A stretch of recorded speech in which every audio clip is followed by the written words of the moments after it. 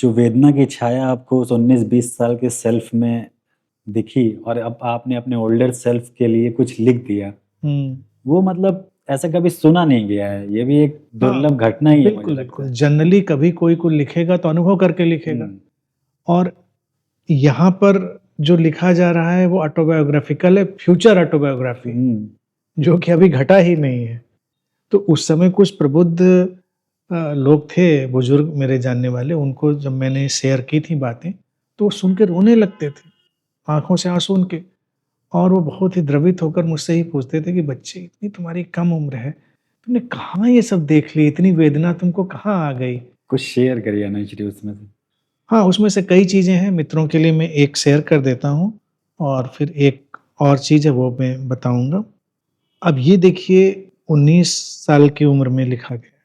तब ना कोई संग साथ है, ना कोई मैत्री है, बस यूँ ही जैसे कोरा कागज़ और तब ये जो चीज़ लिखी जा रही है ये 5 अक्टूबर 2025 की शाम जब कृष्णा जी का शरीर छूट रहा है तब की जैसी सारी स्थिति है। जब विदा के पल आए, नैन हमारे ये पथराए, बिछुड़ना भी एक ज़रूरत है, पीड़ा तो प्रेम की मूरत है। ये यायावर जीवन हमको चाहे दूर कहीं भी ले जाए, लेकिन जब भी साँझ ढलेगी, सुनसान पड़े आँगन में, यादों की पदचाप तुम्हारी उभरेगी मन के नीरव कानन में। अब यहाँ देखो साँझ आ गई। उस सेल को ये कहाँ पता था कि साँझ को ही वो घटना घटेगी। साँझ को ही घटना घट रही है 4:30 बजे करीब। लेकिन जब भी साँझ ढलेगी, सुनसान पड़े आँगन में, यादों की पदचाप तुम्हारी उभरेगी मन के नीरव कानन में। कोई बेबसी ही थी, जो इतना बेबस मैं आज हुआ। दर्द भरी झंकारें निकली, जब भी मैंने कोई साज छुआ। वो पल जो साथ तुम्हारे बीते, हृदय में बने हुए हैं अब अंगारे।